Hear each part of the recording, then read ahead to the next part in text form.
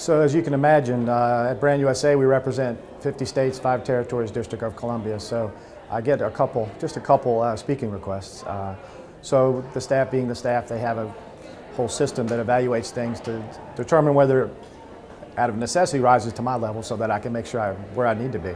But ultimately I make the final decision. So those that are friends of mine, those that I also feel close to as it relates to what's going on, that usually rises to the top. So when Cheryl called me, I'm aware of what's been going on in Washington, aware of what WTA's done as it relates to kind of keeping the dream alive, and I said I want to be part of that. I want to be part of that conversation. I want to do what I can do to help, lend what I can lend as the president and CEO of Brand USA, but as importantly, I've been a DMO guy at the local level, at the state level, now at the national level, and even in Florida. I was at Florida when our budget was zeroed out, and so I know the path of coming back from that, and so I was very excited. I'm actually honored to actually be invited to come out and be part of this, and I'm looking forward to the chance to be part of the conversation.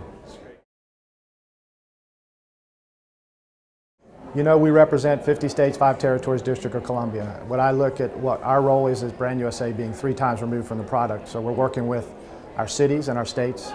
We're in the business of telling stories, in storytelling, and the genuine, authentic nature of every state and what it has to offer is a truly compelling story. And so we're not complete without the Washington story. And so we need storytellers at the state level that can do it better than we could ever dream of doing. And as we need that at the city levels. And that's what makes all of us better at our jobs, because when we're promoting around the world and you look at a market like China, 100 million Chinese traveling every year, and that's only 6% of their population, and that's looking to grow to maybe as many as 500 million in the next 4 or 5 years. They don't know geographic boundaries, but they want to know about what makes the United States the United States. And there's a piece of that that is represented by this state that can only be told by this state.